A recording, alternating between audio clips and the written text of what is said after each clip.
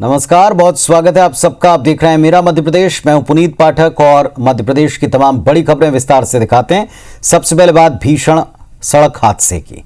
मध्य प्रदेश की सीधी में जो कल दर्दनाक हादसा हुआ, उसमें मरने वालों की संख्या आज बढ़कर 51 हो गई।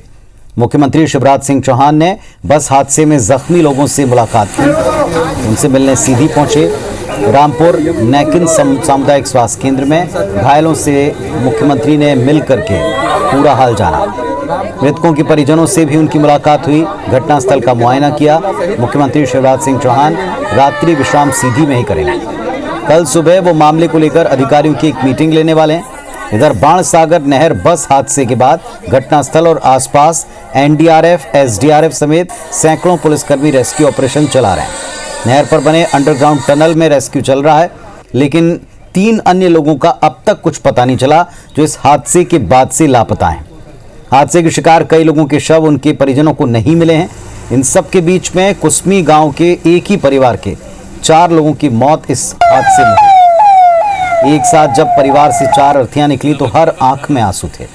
इधर बस हादसे के आरोपी ड्राइवर को गिरफ्तार किया जा चुका है। मुख्यमंत्री रात्रि विश्राम करेंगे और कल मीटिंग में संभवतः कुछ बड़ी कार्रवाई या इसके संकेत मिल सकते हैं। बलिया आ रहा था और सतना से गाड़ी पकड़ रहा था, बीच में एक्सीडेंट हो गया है। अब यही कहना है और क्या है। सतना जा रहे थे, HDFC बैंक में काम करते हैं, तो वहाँ कुछ कागज जमा करने जा रहे थे। कितने बजे आपको जानकारी दी गई कि मिल गया? इनके द्वारा कोई जानकारी नहीं दी गई। वो तो हम अपने से आए, कल भी पूरा दिन रहे, कल भी यही बोलते रहे खोजते हैं और आज भी बोल रहे हैं कि बस सुबह डेड बॉडी आ रही है। अब कब तक में आ रही है कोई गारंटी नहीं। बस से निकले हैं, वो घर सतना ट्रेन पकड़ने के लिए जा रहे थे, बहन को लाने बलिया जा रहे थे। ये हादसा ऐसे रास्ते में हो गया है। अभी तक कल से भी लापता अभी तक मिले नहीं है। मेरा भाई और मेरी बहन जा रहे थे सीधी से सतना पेपर देने, साथ में था तो बहन मिल गई, भाई की मौत हो गई। नौकरी के लिए क्या बोला है सीएम ने? क्या बोले हैं कि देंगे, पक्का वादा करते हैं। बस की स्पीड कुछ नहीं, बहुत ज़्यादा नहीं होगी, 35 से 40। हमारी पानी में डूब गई, हम भी डूब गए। इसके बाद पता नहीं वहाँ क्या क्या हुआ हमारे साथ। कल फिर हम वहाँ से निकल गए। भाई यहाँ पब्लिक भी मार डालती जान से हमको। ठीक, तो जीव तो थोड़ा बचाना पड़ेगा। बाकी हम सोचे थे कि हम अपने आप में अरेस्ट हो जाएंगे। और सीधी बस हादसे के बाद मध्य प्रदेश परिवहन विभाग प्रदेश व्यापी अभियान चला रहा है। 3 दिन तक ये अभियान चलेगा, जिसमें बसों के कागजात जांचे जाएंगे। ये बैतूल, जबलपुर और कई जिलों में मुहिम दिखाई पड़ी। परिवहन अधिकारी खुद इस अभियान की कमान संभाल रहे हैं। जिलों के सभी ब्लॉक में बसों की चेकिंग हो रही है। मामले ने सियासी तूल भी पकड़ा है। पूर्व सीएम कमलनाथ ने ट्वीट कर कहा, सैकड़ों बसें दुर्घटनाओं को खुला न्योता देते हुए तेज गति से सरपट दौड़ती हैं। ना तो इन बसों में यात्रियों की सुरक्षा के साधन हैं, न सभी निर्धारित नियमों का पालन करती हैं। तो परिवहन अधिकारियों ने अब मोर्चा संभाला है। बड़ा सवाल यही था कि क्या ये चेकिंग सतत नहीं चल सकती? क्या अगर सतत रूटीन में ये चेकिंग होती, ओवरलोडिंग को परखा जाता, तो हादसों को रोका जा सकता है, टाला जा सकता है। अब बैतूल में, जबलपुर में फिटनेस, परमिट, इस तरह के तमाम कागजात खंगाल रही हैं परिवहन विभाग की टीम।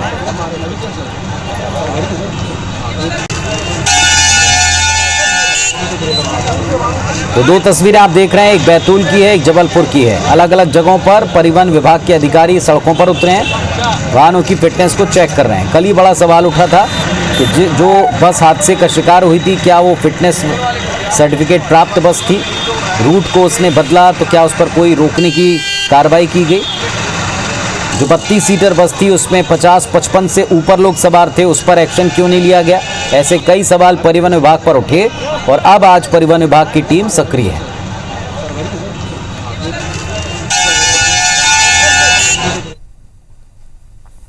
सुधीर दंडोतिया हमारे सहयोगी भोपाल से हमारे साथ में जुड़ रहे हैं। सुधीर, सबसे बड़ा सवाल तो यही था कि जितनी एक्टिविटी, जितनी सक्रियता आज दिखाई पड़ रही है, ये अगर रूटीन में अपना काम कर लेते तो शायद हादसे के बाद इस तरह अचानक से कवायद चलाने की आवश्यकता ना पड़ती। बिल्कुल पुनीत, देखिए कहना होगा कि अगर समय रहते ये कार्रवाइयाँ की जाती, जो कार्रवाइयाँ अब की जा रही हैं परिवहन विभाग के द्वारा और स्थानीय जो प्रशासन है अलग अलग जिलों के पुलिस और परिवहन महकमे के द्वारा, अगर ये समय रहते कार्रवाइयाँ की जाती तो शायद सीधी जैसा बस हादसा जो है नहीं होता और जो लोग हैं तकरीबन 50 से ज़्यादा लोगों को जो जान गंवानी पड़ी है वो जान नहीं गंवानी पड़ती। बड़ा हादसा सा पूरे देश भर में इस पूरे हादसे की चर्चा हुई। खुद मुख्यमंत्री शिवराज सिंह चौहान आज मौके पर पहुंचे हैं, पीड़ित परिवार से लगातार मुलाकात कर रहे हैं और आज रात सीधी में ही रात्रि विश्राम मुख्यमंत्री के द्वारा किया जाएगा।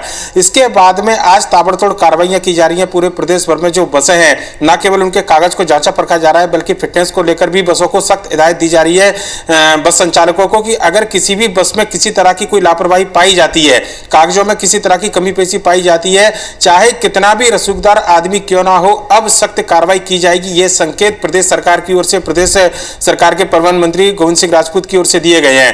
पर यही एक सबसे बड़ा सवाल था जिसको लेकर विपक्ष सवाल उठा रहा था कि मध्य प्रदेश के अंदर बड़ी संख्या में जो अनफिट बसें चल रही हैं, क्यों उन पर अब तक कार्रवाई नहीं की गई, इस बात को लेकर सवाल उठाए जा रहे हैं। पूर्व मुख्यमंत्री कमलनाथ ने ट्वीट किया था बसों के अंदर जो ओवरलोडिंग की जाती है, साथ ही साथ अगर बात करें तो जो अनफिट बसें चलती हैं उनको लेकर उन्होंने सवाल उठाए हैं। पर लेकिन कहना होगा कि इस बड़े हादसे के बाद में अगर वाकई में परिवहन विभाग गंभीर हुआ है और निश्चित तौर पर अगर इस कार्रवाई में ईमानदारी बरती जा रही है तो इसका स्वागत भी करना चाहिए। पर लेकिन यह महज औपचारिकता ना बने, कम से कम इस बात का भी ध्यान रखना चाहिए। पुनीत, बहुत शुक्रिया सुधीर आपका इस पूरी बातचीत और जानकारी के लिए। बिल्कुल ठीक, जिस तरह सुधीर कह रहे थे कि अगर ये कार्रवाई लगातार जारी रहे और जमीन पर इसका असर दिखे तब इस तरह की कार्रवाई सार्थक नजर आती है, लेकिन अगर ये केवल दिखावे की अब फौरी तौर पर की गई कार्रवाई होगी तो डाक के 3-4 दिनों बाद स्थिति पुराने वाले माहौल में लौट सकती है और फिर कोई बस न्योता दे सकती है हादसे को। मुख्यमंत्री शिवराज सिंह चौहान ने प्रशासन अकादमी में मुख्य वन संरक्षक और वन मंडल अधिकारियों की 1 दिवसीय कार्यशाला की शुरुआत की।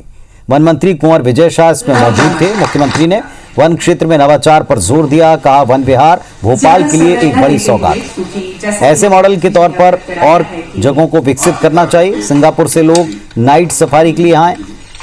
मुख्यमंत्री ने कहा कि वनों का मध्य प्रदेश की जीडीपी में 2% हिस्सा है, लेकिन अब इसे 5% तक करना है। वन मंत्री ने मुख्यमंत्री से वन भवन और वन कर्मियों की रक्षा के लिए नियम में संशोधन की मांग की। इस मौके पर मुख्य वन संरक्षक और डीएफओ समेत वन विभाग के अधिकारी मौजूद रहे। प्रयासरत हैं और ऐसे में प्रदेश की वनों की मुखिया, टाइगर स्टेट हो चाहे वो लेपर्ड स्टेट हो, और अभी जब घड़ियालों की गिनती होगी, जब वंशों की गिनती होगी, हम दावे के साथ कह रहे हैं कि हम टॉप पे होंगे। ये आपके नेतृत्व में हर मामले, चाहे वो गरीबों का हो, कल्याण हो, चाहे वो सुरक्षा हो, हमेशा मध्य प्रदेश टॉप पे रहा है। हम आपको विश्वास दिलाते हैं कि हम जो आपकी अपेक्षाओं पे खरे उतर रहे हैं और खरे उतरेंगे। केवल वनों की सुरक्षा के लिए और कर्मचारियों की सुरक्षा के लिए हम नियमों में कुछ परिवर्तन करना चाहते हैं। वायरस की खबर भी बढ़ाई है, भारत सरकार ने सर्वे कराया है, उसके आंकड़े हैं, इसके लिए मैं वन विभाग को बधाई देता हूँ। एक तरफ पर्यावरण बचाने के लिए वन जरूरी है, कहीं दूसरी तरफ जो भाई और बहन वनों में ही रहते हैं उनकी जिंदगी भी आसान बने और उनके अधिकार उनको मिले। पेट्रोल डीजल की कीमत में लगातार वृद्धि हो रही है और इसके विरोध में जबलपुर में युवा कांग्रेस के कार्यकर्ताओं ने अनोखा प्रदर्शन किया। युवा कांग्रेस कार्यकर्ताओं ने कार्यकर्ता को दूल्हा बनाया, पहले कार में बिठाया और प्रतीकात्मक तौर पर उसकी एक बारात निकाली और फिर दूल्हे राजा को कार से नीचे उतारकर कार को धक्का देते हुए पेट्रोल पंप तक लेकर गए। कांग्रेस कार्यकर्ताओं ने कहा कि जब तक पेट्रोल डीजल की कीमतें कम नहीं होंगी, सरकार के खिलाफ सड़कों पर आंदोलन चलता रहेगा। इंदौर में यूथ कांग्रेस कार्यकर्ताओं ने अपनी गाड़ियों को धक्का लगाया और ढक्कन वाला कुआ चौराहे से लेकर मधुमिलन चौक तक पहुंच करके विरोध दर्शाया। यहां पहले से भारी पुलिस बल मौजूद था। प्रदर्शनकारियों को रोका गया, लेकिन पुलिस और कांग्रेसियों के बीच यहां जमकर झूमा झटकी दिखी। पुलिस को हल्का बल प्रयोग करना पड़ा। कार्यकर्ताओं को बाद में गिरफ्तार कर लिया।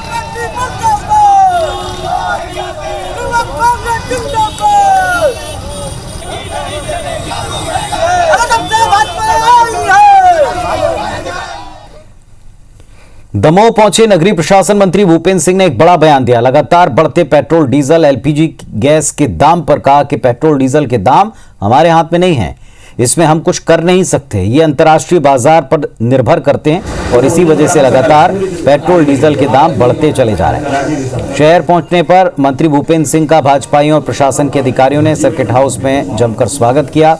इस दौरान कैबिनेट मंत्री प्रद्युम्न सिंह, कैबिनेट मंत्री का दर्जा प्राप्त राहुल सिंह भी मौजूद रहे। उन्होंने सीधी बस हादसे पर दुख जताते हुए कहा, मुख्यमंत्री के सभी कार्यक्रम बस हादसे के कारण रद्द कर दिए गए।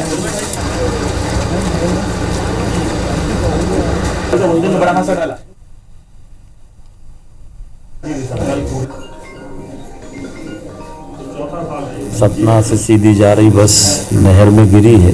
ये जो घटना हुई है, इस घटना में हम सब अपनी संवेदनाएं व्यक्त करते हैं और आज के सभी शासकीय कार्यक्रम जो है वो इस वजह से स्थगित कर दिए गए हैं। डीजल पेट्रोल हमारे देश में नहीं होता है, ये पूरे अंतर्राष्ट्रीय बाज़ारों में अप डाउन आता है, उससे उसका असर उसकी प्राइस पे पड़ता है।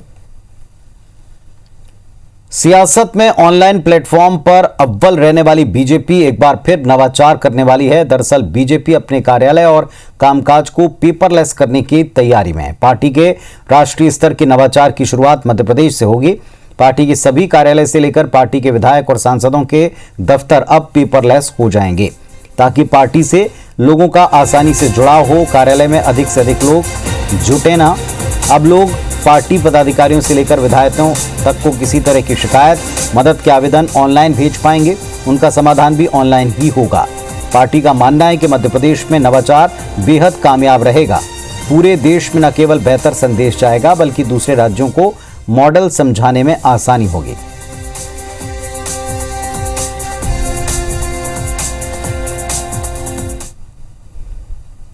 इसलिए हमने ये निश्चित किया है कि हम ज़्यादा से ज़्यादा पेपरलेस मध्य प्रदेश भारतीय जनता पार्टी की प्रक्रिया को करेंगे। और इसीलिए हमने इस बार जब हमारा अभ्यास वर्ग हुआ तो उसमें जो साहित्य का वितरण हुआ उसमें हमने पेन ड्राइव के माध्यम से सभी को डिजिटली हमारा साहित्य उपलब्ध कराया है। पहले मिस्ड कॉल वालों का पता नहीं है, सभी हवा ही है, तब पेपरलेस भी हो जाए तो कोई बात नहीं। थोड़े दिन बाद कार्यकर्ता लेस होने वाली है, नेता लेस होने वाली है, क्योंकि जिस प्रकार से भारतीय जनता पार्टी की नीतियां, किसान विरोधी, पेट्रोल डीजल, महंगाई, जिस प्रकार से आम वर्ग दुखी है, थोड़े दिन बाद ये वोटर लेस हो जाएगी, मतदाता इनको वोट नहीं देंगे। नगरीय निकाय चुनाव से पहले भारतीय जनता पार्टी नाराज नेता और कार्यकर्ताओं को मनाने की जुगत में है। इसके लिए टिफिन पार्टी फॉर्मूला इस्तेमाल होगा। ये आजमाया हुआ फॉर्मूला है। फायदा 2013 से पहले बीजेपी को मिल चुका है। भोजन, बैठक और विश्राम, यही वो 3 काम हैं जिससे बीजेपी को लगता है कि कार्यकर्ताओं के असंतोष को दूर कर सकते हैं। योजना बीजेपी के उज्जैन प्रशिक्षण शिविर में बनाई गई। नेता और मंत्रियों से कहा गया कि वे पार्टी की पुरानी टिफिन परंपरा को फिर शुरू करें। इस परंपरा में कार्यकर्ता अपने घर से टिफिन लाते थे और एक साथ बैठकर भोजन करते थे। बीजेपी की इस पहल ने अब कांग्रेस को बोलने का मौका दे दिया। कांग्रेस कह रही है कि बीजेपी के अंदर कार्यकर्ताओं में नाराजगी इतनी ज्यादा है कि बीजेपी को अब ये कदम उठाने पड़ रहे हैं।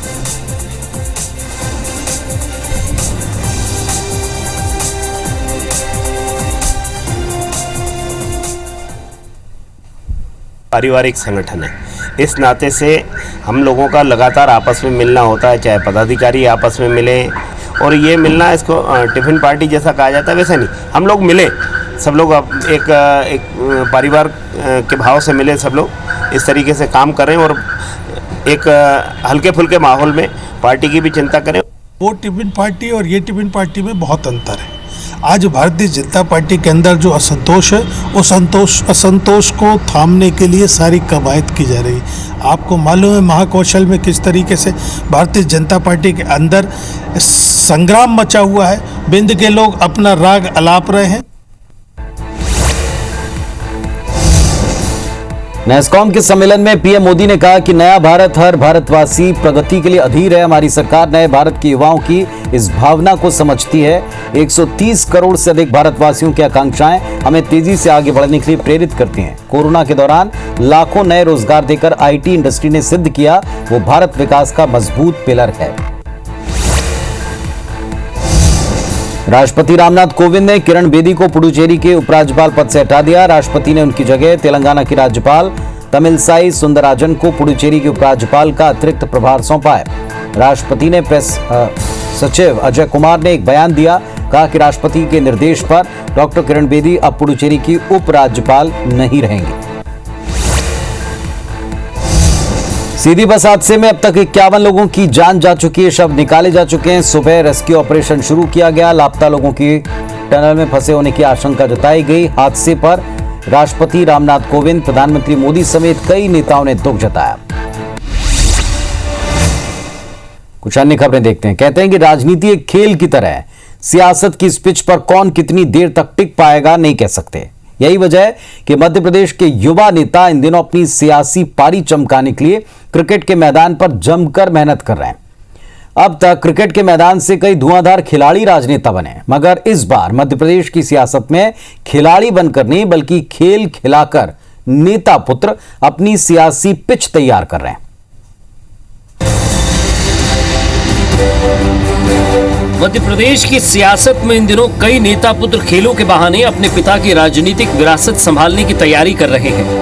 मुख्यमंत्री शिवराज सिंह चौहान के पुत्र कार्तिकेय सिंह चौहान अपने गृह क्षेत्र में एक बड़े क्रिकेट टूर्नामेंट का आयोजन कर रहे हैं। टूर्नामेंट के लिए वे प्रदेश के सियासी दिग्गजों को आमंत्रित कर अपनी सियासी जमीन भी मजबूत कर रहे हैं। खास बात यह रही कि कार्तिकेय ने कार्यक्रम के आगाज के लिए मध्य प्रदेश बीजेपी के नए पावर सेंटर बने ज्योतिरादित्य सिंधिया को बुलाया। पिता के पदचिन्हों पर, अपने दादा के पदचिन्हों पर चलकर ये नौजवान भी मध्य प्रदेश की नई इबारत लिखने में कोई कमी नहीं रखेगा, इसका मुझे। ठीक ऐसा ही क्रिकेट टूर्नामेंट सागर जिले की सुर्खी विधानसभा में 5 अलग अलग जगहों पर चल रहा है। टेनिस बॉल से हो रही इस प्रतियोगिता में करीब 400 टीमों ने हिस्सा लिया है। इनाम 1 लाख रुपए से ज्यादा का है। इस प्रतियोगिता की खासियत यह है कि विधानसभा के बाहर के खिलाड़ी इसमें भाग नहीं ले सकते। उससे भी खास बात यह है कि इसका आयोजन राजस्व और परिवहन मंत्री गोविंद सिंह राजपूत के बेटे आकाश सिंह राजपूत ने किया है। क्रिकेट के बहाने सियासत को साधने की लिस्ट काफी लंबी है। मध्य प्रदेश में नेता पुत्र कार्तिकेय सिंह चौहान बुद्धि में क्रिकेट करवा रहे हैं। गोविंद सिंह राजपूत के बेटे आकाश भी क्रिकेट टूर्नामेंट करा रहे हैं। इसके अलावा मंत्री भूपेंद्र सिंह के बेटे अभिराज अपने पिता की विधानसभा खुरई में क्रिकेट टूर्नामेंट करा चुके हैं। क्रिकेट के बहाने सियासत साधने में ज्योतिरादित्य सिंधिया के बेटे का नाम भी है। महाआर्यमन सिंधिया के नाम पर एक क्रिकेट एकेडमी चलती है। तो इधर पूर्व मुख्यमंत्री कमलनाथ के बेटे नकुलनाथ भी इसमें पीछे नहीं है। वे अभी सांसद हैं, लेकिन छिंदवाड़ा में भव्य क्रिकेट का आयोजन कराया जाता है, जिसमें क्रिकेटर सुरेश रैना को छिंदवाड़ा लेकर आए थे। माना जा रहा है सियासत में भी धीरे धीरे टेस्ट मैच की तरह आप एंट्री ले रहे हैं। हेलो, अब वो आप जिस दृष्टि से उसको देखना चाहे, टेस्ट या ओडीआई की तरह, उस पर मैं कुछ कहना नहीं चाहूँगा। लेकिन ऐसे कार्यक्रमों को आयोजित करके कोई पॉलिटिक्स में एंट्री नहीं लेते हैं। मैं जगह बनाने की कोशिश कर रहा हूँ तो युवाओं के दिल में बनाने की कोशिश कर रहा हूँ, उन लोगों के लिए कुछ करना चाह रहा हूँ। मध्य प्रदेश के विभिन्न जिलों में हो रहे ये टूर्नामेंट नेता पुत्रों की राजनीति में लॉन्चिंग के साथ युवाओं में बैठ बनाने का जरिया हो गया है, जहां युवाओं को क्रिकेट खिलाकर भविष्य का वोट बैंक तैयार किया जा रहा है। भले ही नेता इस बात से इनकार करते हों, मगर मकसद साफ है, क्रिकेट के बहाने ऐसी सियासी पिच तैयार करना जहां राजनीति की लंबी पारी खेली जा सके। सुधीर दंडोतिया, IBC 24, भोपाल। तो देखना होगा किसका टूर्नामेंट किसकी सियासी पिच को कितना मजबूत करता है। इधर इंदौर में 20 साल से चला रहा प्रतिमा का विवाद अब सुलझ चुका है। बुधवार को मालवा मिल चौराहे पर बालीनाथ की प्रतिमा स्थापित की गई, लेकिन इसका लोकार्पण मुख्यमंत्री शिवराज सिंह चौहान के हाथों कराने की तैयारी। मूर्ति को अभी पैक रखा गया। बेरवा समाज पिछले 20 साल से संत बालीनाथ की मूर्ति लगाने की मांग कर रहा था। विभिन्न राजनीतिक दल ने इसका समर्थन किया, लेकिन अमली जामा नहीं पहनाया जा सका। इतना ही नहीं, पहले समाज के लोगों में प्रतिमा को लेकर अलग अलग मत थे, इस वजह से प्रतिमा लग नहीं पाई। सालों तक धरना प्रदर्शन हुआ। इसको लेकर भाजपा विधायक रमेश मेंदोला और महेंद्र हार्डिया ने समाज के सभी समूहों से अलग अलग चर्चा की और मूर्ति स्थापना के लिए सहमति ली। अब जाकर ये मूर्ति बनकर तैयार है। मालवा मिल चौराहे पर यातायात बाधित न हो, इसका विशेष ख्याल रखा जा रहा है। बैरवा महासभा के मूर्ति स्थापना समिति के अध्यक्ष गंगाधर जारवाल ने बताया, इस जगह को तीर्थ स्थल के तौर पर निर्मित करेंगे। निर्माण की प्रक्रिया लगातार चल रही थी। पेडिस्टल निर्माण के पश्चात आज हमने प्रतिमा को यहाँ पर स्थापित किया है और शीघ्र हम चाहेंगे कि माननीय मुख्यमंत्री जी के हाथों से इसको ये लोकार्पित हो। इस ऐतिहासिक क्षण को अपना साक्षी मानकर इसको तीर्थ स्थल के रूप में हम घोषित करेंगे। मध्य प्रदेश के ऊर्जा मंत्री प्रद्युम्न सिंह तोमर ने संकेत दिया कि मध्य प्रदेश में बिजली की दरें बढ़ सकती हैं, क्योंकि खर्च बढ़ेगा तो आमदनी के स्रोत बढ़ाने पड़ेंगे। इसलिए उन्होंने ये निवेदन लोगों से किया कि बिजली कम खर्च करें। प्रद्युम्न सिंह तोमर ने कहा कि अब माला वो नहीं पहनेंगे, बल्कि माला के एवज में लोगों से 20-20 रुपए ले लेंगे। प्रद्युम्न सिंह तोमर का तर्क है कि दिन में अगर वो 200 मालाएं पहनते हैं तो 4000 रुपए जमा होते हैं। ये पैसे गरीब बेटी के विवाह तक पहुंचाएंगे। एक दिवसीय पदयात्रा पर फिर से प्रद्युम्न सिंह तोमर हैं, ऊर्जा मंत्री, वो निकले हुए हैं। आप हाथ में माइक देख सकते हैं, लोगों की समस्याएं सुन रहे हैं। और इससे पहले भी वो यात्रा पर निकले थे, लेकिन एक बार फिर से वो पदयात्रा पर निकले हैं और लोगों की समस्या जान रहे हैं। और जहां पर भी अगर हो रहा है तो स्पॉट पर ही निराकरण करने की जो कोशिश है उनकी वो कर रहे हैं। भाई जब पदयात्रा पर फिर निकले हैं, लोगों की समस्या सुन रहे हैं, पदयात्रा पर निकले हैं, लोगों की समस्याएं सुन रहे हैं। ये जनता का सेवक है, सेवा करने के लिए निकला हुआ है। भारतीय जनता पार्टी के माननीय पंडित दीनदयाल उपाध्याय का बड़ा साफ सोच था कि अंतिम पंक्ति के अंतिम व्यक्ति की सेवा करो, उसी का पालन हम लोग कर रहे हैं। माला क्यों त्याग दी? माला के त्यागने के माला का बड़ा मुझे रीजन लगा, कारण लगा कि 20 रुपए एक माला पे खर्च होते हैं। अगर 200 मालाएं मुझे आज दिन भर में पहनाएंगे। तो इस बुलेटिन में फिलहाल इतना ही। तमाम खबरों और अपडेट के लिए आप देखते रहिए IBC 24। नमस्कार।